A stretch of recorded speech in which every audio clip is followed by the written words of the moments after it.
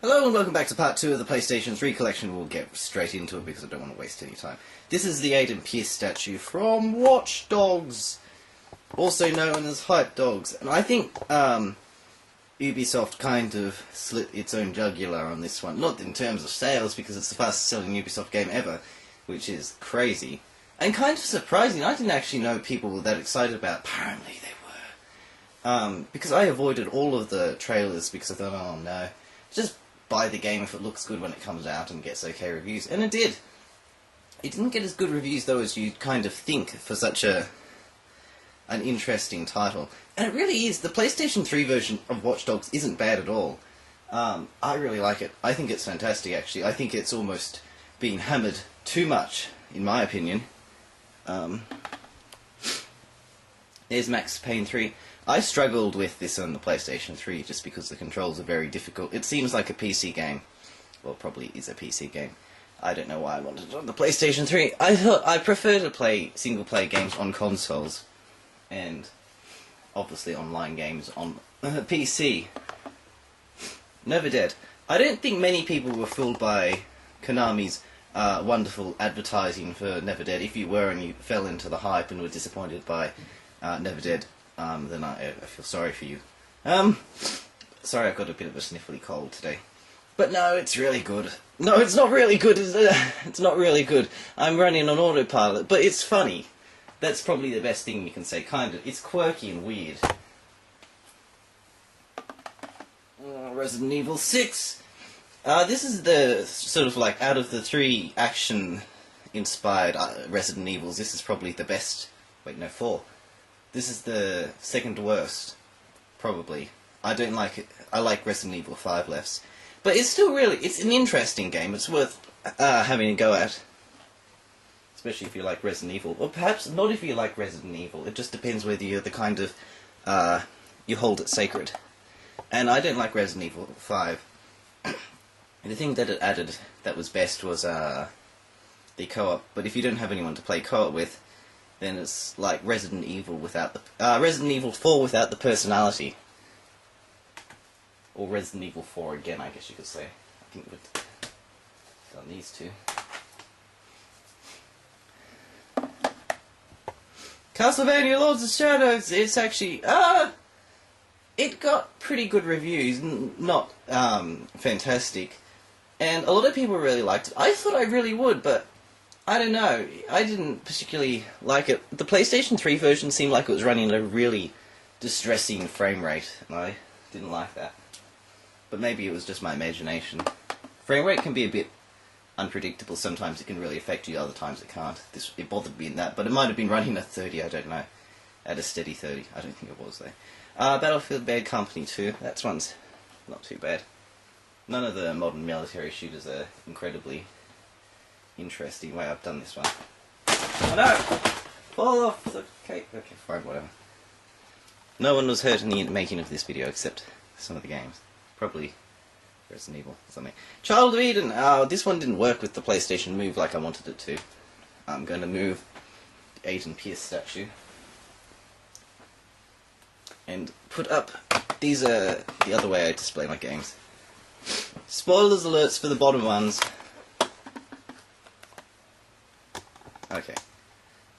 Star Ocean The Last Hope. The Star Ocean series is weird, mainly because the first 2 games were highly regarded, and the third and the fourth are weirder. I spent a lot of time with Star Ocean 3 on the PlayStation 2, but I don't necessarily would say that...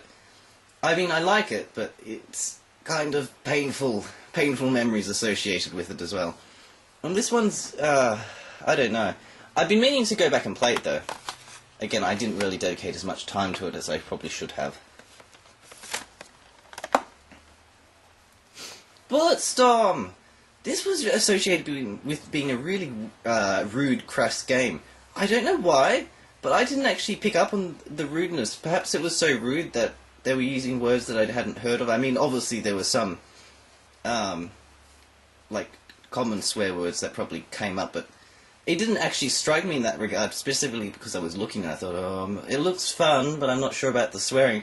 But no, it actually, providing I don't know how rude it actually is, but it is a fun game. It just kind of, some of it may have gone over my head. L.A. Noire! This is perhaps one of the more underappreciated of Rockstar's games. Maybe a bit like Watch Dogs, in that there was a lot of hype riding behind it, but I don't know whether people actually knew what they were getting into when it came out. And it's much more of an adventure game, almost a bit like Phoenix Wright in an open world with... I'm not sure how... Some of it... I like it, though. It's a strange one to describe without having played it recently. Ni no Kuni! Wrath of the White Witch. This was strangely one of the few JRPGs to actually get really good reviews. I think it's just because Level 5, for some reason, makes games that click with nearly everyone. And yeah, no, it's a really good one. I didn't necessarily see it as traditional as other people. Maybe because I play more JRPGs than a lot of people do. Skyrim! One of the biggest... This came out in 2011, and oh my goodness, there was so much excitement for it. And this is one of the reasons why I regard what people refer to as hype, and just ignore the advertising. Seriously, it's not worth getting too excited about it. If it's good when it comes out, that's good. But looking forward to it months in advance and dreaming about it and then it not living up to expectations is just not worth it. But the PlayStation 3 version's a bit dodgy, unfortunately. The other versions are better. Fallout New Vegas is actually kind of an interesting story with the Fallout series. I played Fallout 3 first on PC. I don't know what happened, but I didn't like it. Anyway, I guess it was coming straight out of Oblivion. It just didn't click with me. Then I brought it on PlayStation 3. First experience playing Fallout 3 was I got stuck in a chair on this on the PlayStation 3. First time on the PlayStation. I got stuck in a chair in an exam room, had to restart the console. Then found out my save had corrupted, had to start again. Played for the second time, got out of the exam room, managed to escape outside the vault, jumped on a chair while a dog was chasing me and fell through the world. I wasn't too happy after that. I thought, oh well, the Fallout series probably just isn't for me. And then I played Fallout New Vegas, and I've never had a game click more. It's much more like Morrowind in that it's way more open. It doesn't have that stupidly long, drawn out, oh, there's a dragon, oh, we've got to escape from prison, oh, we've got to go through school. I like that. Shadows of the Damned! Oh, this is really good! Really good! Where's my... Oh, there's other games I haven't... I'll get them later. This is one of the two Suda games that I really, really like. I haven't played Killer 7, but I really like Killer is Dead. Hi! He's just behind there. And Shadows of the Damned, they're my two favourite games. Strangely, I don't like No More Heroes as much, even though No More Heroes apparently is better than Killer is Dead, apparently. Borderlands Game of the Year Edition. It's really good, but not as good as the sequel. Which is perhaps a bit strange. One of the things I liked about the original Borderlands that was very, almost desolate to begin with, a bit like the Etrian Odyssey series. You're almost telling your own story, and I like that when the storytelling is quite subtle. When I first played Borderlands 2, it just hits you over the head with all of this exposition straight at the start, and it has that guided tutorial where you have to go through the same sequence at the beginning of the game, which I really don't like. And you had a similar sequence, but it was much, much, much quicker in Borderlands 1. So I put it down, didn't play it. I finished it a couple of weeks ago. It's an amazing, so much, it's just a very fun game. And yeah, I actually played as the sniper character, who's actually kind of underpowered, because of DPS and such, but it was fun sniping off people's heads. Crysis 2, it's a pretty good game. I paid too much for it though when it came out. Tom Clancy's Splinter Cell Blacklist. The story drove me nuts in this. It really aggravated me, and I'm not actually sure why. I think it was just very... that Tom Clancy, political spy, espionage, oh no, it's all conspiracy. I don't like that. It's very fun in terms of its gameplay though. I did the Collector's Edition boxing. Now you know what I think about. Haha! Dragon's Age Origins. I hated this game at first. until I played it on PC. This game is one of the worst PC ports, PS3 PC ports on a console that I've come across on this generation, at least. It was just so unpleasant. And I thought, oh well, nothing gained, nothing lost. It was a cheap copy. Played it on PC, became my favourite game, one of my favourite games. Guess goes to show you what developing it for a specific platform can do. Dragon Age 2? This is the greatest, funniest, most hilarious role reversal of all time. The first game is not very fun to play on consoles, but amazing on PC. The second game is much more fun to play on consoles than PC. It was criticised by a lot of people. It's not that bad. I do wonder though how much of the side quests. I've tried to do all of the side quests, but it gets bogged down a lot in it. Oh, there's another copy of Deus Ex. I've got 4 copies. Oh no. Brutal Legend! I was going to do a Let's Play of this, but I never got time. Yeah, another excellent Tim Schafer game. Very creative. I played it on hard though, and I don't recommend it. Not a game that's designed for the hardest difficulty setting. It's not balanced well enough for that. Disgaea 3, Absence of Justice. Very good, I said so in the Vita. Maybe my favourite Disgaea game. What? No, yes. I said it. Folklore. It's got a lot of dusty on it, but I'm just going to clean the dust off it. Very, very creative again, though. A bit, I found navigating the world very difficult, but I wasn't kind of concentrating too much. I put it down, but we'll come back to it eventually. Oh, this one, this Naruto Ultimate Ninja Storm, this kind of made me a little bit irritated because I think the sequels, the second and third game, try to recreate the anime. The first one doesn't do that. One of the things that, because I like the Naruto anime series, but there's an early fight between Gaara and Rock Lee. But in the game, you just do a fight like every other fight. Rock Lee wins, and then you have a cutscene. Oh, and then he lost to what? It was just such a horrifically lazy. I'd rather play as Gaara than Rock Lee if you're going to not add any kind of dynamics to the fight. Ratchet and Clank's Tools of Destruction. Yeah, another really good Ratchet and Clank game. Surprise! Surprise! Not my favourite though. I like the second game the best. Everyone else seems to like the third game in the Ratchet and Clank series. I do not like the third game. But then again, I've only played 3 of them. Oh, Cracking Time! This would be my second favourite Ratchet and Clank. Yeah, it's actually better than Tools of Destruction. But not as good as Ratchet and Clank 2. Don't know why I like it more. Star Wars The Force Unleashed. This was one of the more surprising titles because, again, it was a bit glitchy. It didn't come out to the... It came out to actually... Oh, the reviews were strange because it was one of those cases where the review scores, having to give a score to it, was a very, very bad idea.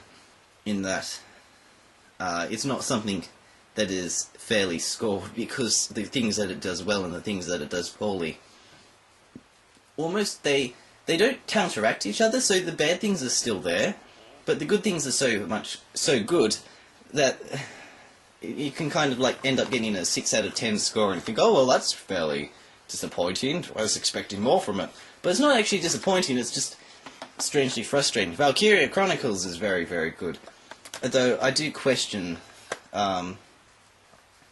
whether it's a good idea to have someone shouting, "Take that!" Bang, bang, every single time you fire a shot.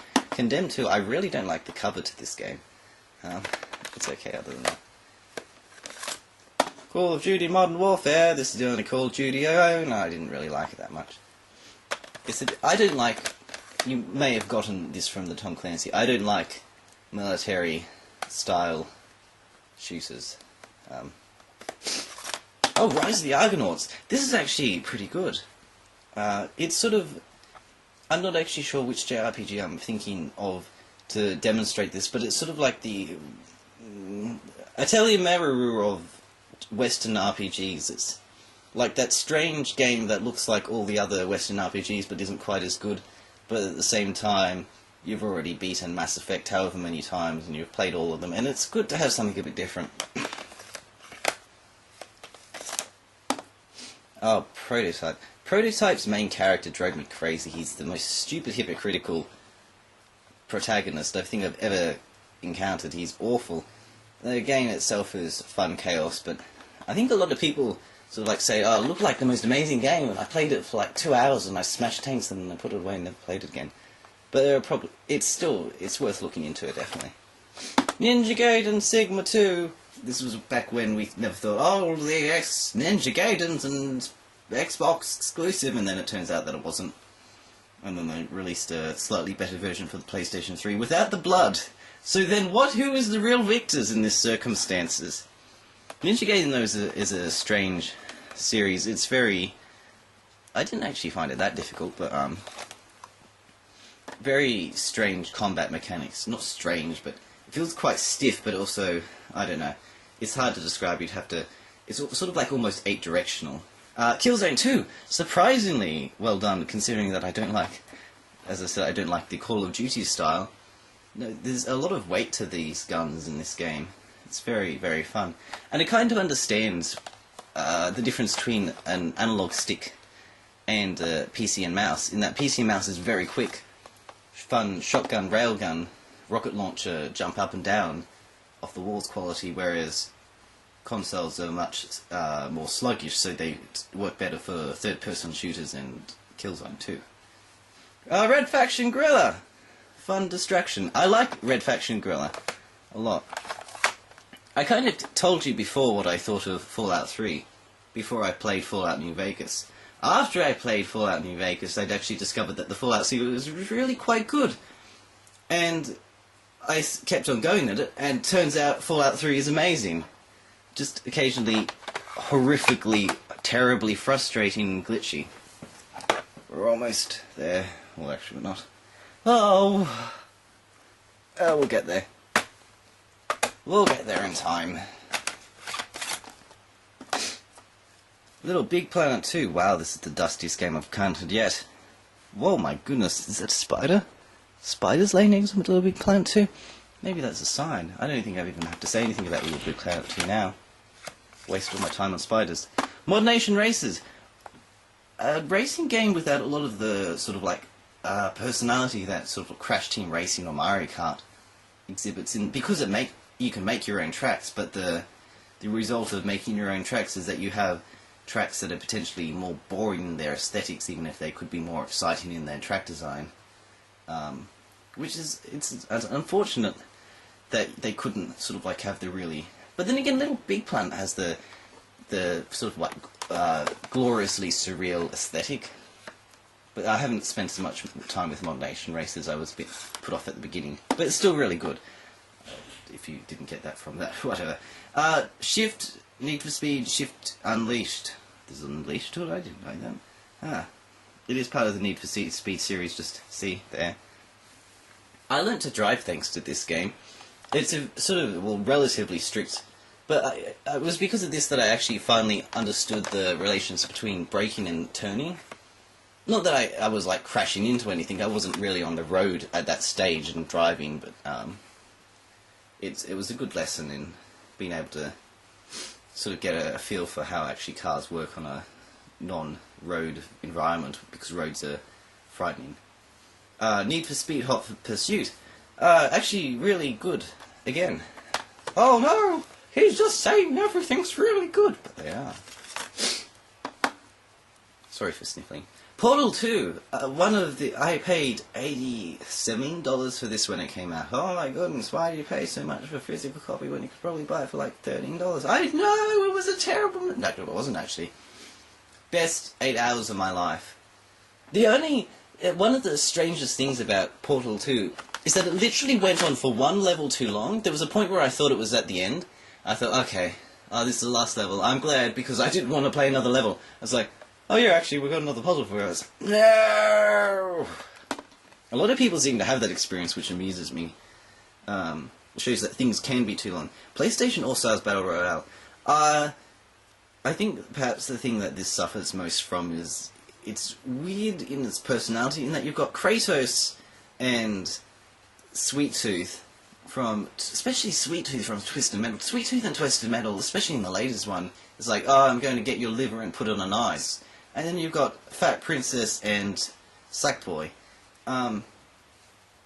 It would have worked much better if they'd sort of taken the darker characters. I mean, there's nothing wrong with Big Daddy because he's sort of somewhat cartoonish in his appearance, but Kratos and Drake Drake kind of is a bit of a Solid Snake type character, but Cole from Infamous and Sweet Tooth, yeah, they don't seem to fit in with the happier characters from all the other franchises, which is a bit unfortunate. They needed Crash and Spyro.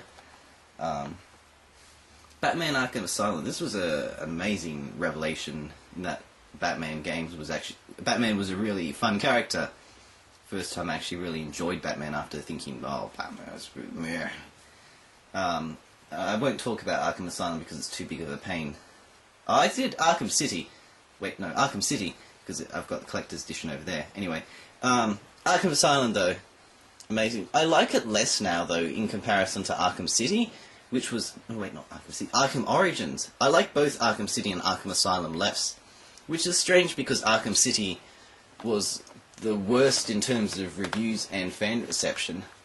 But I really enjoyed the story in Origins. It was actually well executed, amazingly well executed, especially from someone who hasn't encountered all of the Batman content thousands of times in comics. God of War, surprising in that I thought this was going to be just, I don't know, dreadful. And it was at first. I hated in God of War 1, that first battle with the Hydra. It just goes on forever. And then there's this part where you have to balance some beams, and then you go to Athens, and then it's just, oh, go beat a couple of guys. The combat in God of War is a strange one in that I love that you can cancel almost out of your attacks into rolls. That's fun. But it doesn't have a lot of weight behind it. But after you get out of Athens, it becomes sort of more of an action-adventure, almost a bit like Prince of Persia Sands of Time. And then it becomes amazing, and God of War 2 is really good as well, but I haven't played God of War 3. So, yeah, I was very surprised at that one. Rage! It causes rage, or does it, from the making sort of Doom and Quake. Rage didn't carry us much weight, as I think the developers might have hoped. It didn't know what it wanted to be, and the ending was terrible. Red Dead Redemption was the first Rockstar game I ever played. Well, it was the Rockstar game that I played and I thought, these games aren't too bad. Because I'd always, again, associated them with, I don't know, just excruciatingly crass and violent and awful. Whereas, as it turns out, they aren't. Or at least Red Dead Redemption is. Some of the Grand Theft Auto games could be considered that, but I kind of found, as I will reveal shortly, that other things outweigh. And Red Dead Redemption is outstanding. This is Undead Nightmare. I was glad they brought out physical versions of this. It was a cool thing to have. Lovely cover art. Aha. Grand Theft Auto 4, 11 episodes from Liberty City. This is probably the least well-regarded Grand Theft Auto out of all of them. Mainly because people felt that it lost its sense of fun. This was the first Grand Theft Auto that I played and think, oh, well, it's going to be so nice. I didn't actually really appreciate it until I went back and the PlayStation 2. I actually played them on the original Xbox. But Grand Theft Auto 3, Vice City, and San Andreas. And what was interesting from my perspective is that people always said, in relation to Grand Theft Auto 4, that, oh yeah, well, the graphics are great, but the gameplay is rubbish in comparison to the older ones. Whereas I actually found, and the older ones have rubbish graphics, but great gameplay. Whereas I found it was actually the opposite. I don't like breaking it down so simply because it doesn't work. But I thought that the the aesthetic of the original PlayStation Rockstar Grand Theft Auto games was what sort of set them apart from the pack, and actually existing in the city. And the driving controls is fine in all of them, but actually shooting things in the Grand Theft Auto games in the missions is not very pleasant, or I didn't like it at least. And I play them almost as a pacifist, except in missions where you have to kill the gang members or do whatever.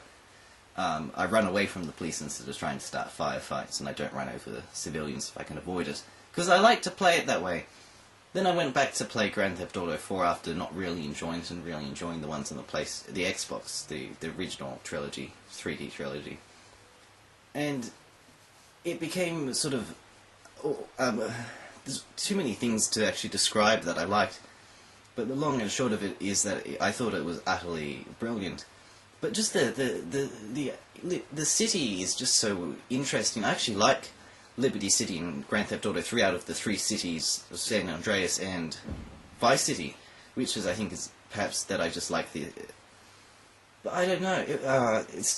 I'd have to write down exactly why I liked Grand Theft Auto 4, but I thought it was stunningly brilliant in terms of a piece of satire, in terms of even the missions were fun, except for some of the driving missions, curse them to the depths of it. Grand Theft Auto 5, though, struck... I think it was much more loved around the board.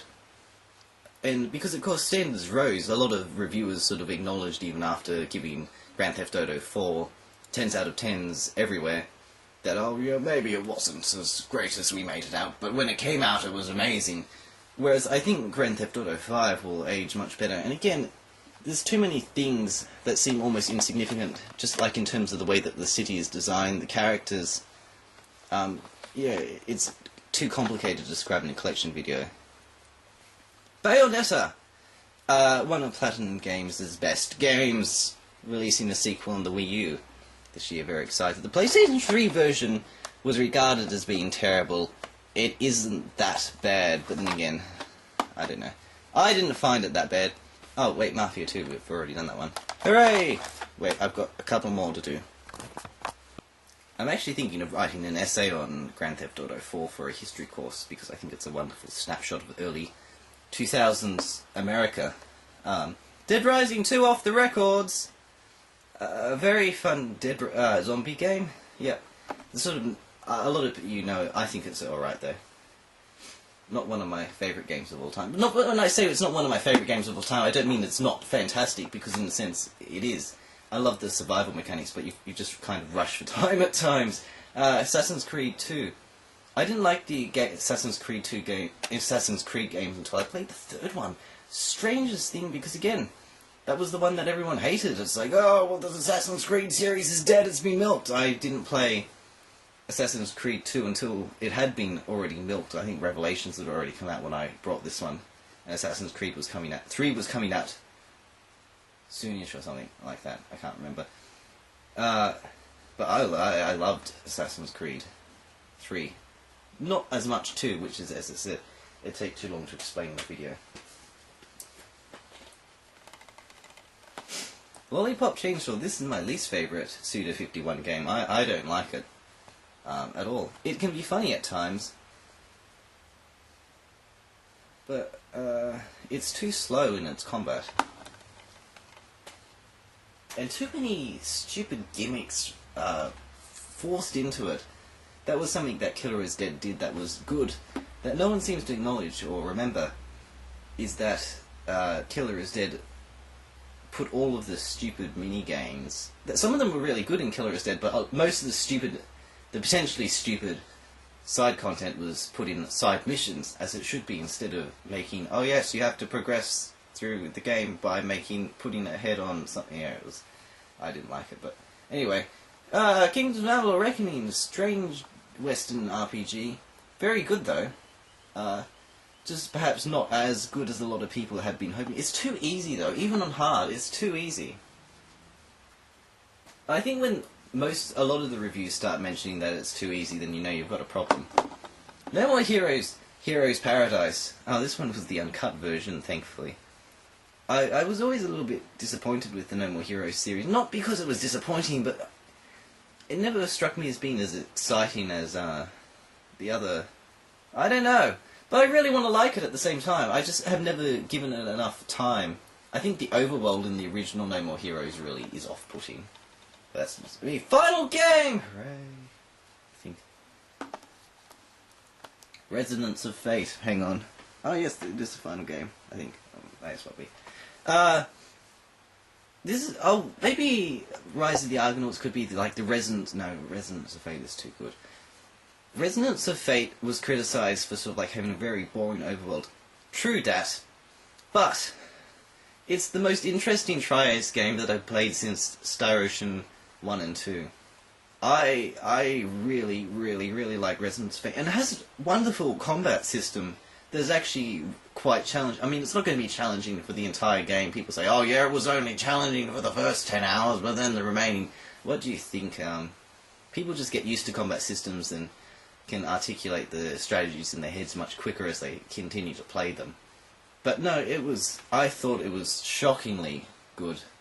And on that note, we end this collection video. Oh my goodness, PlayStation 3, why you have so many games. I hope you enjoyed this video, and we'll be back.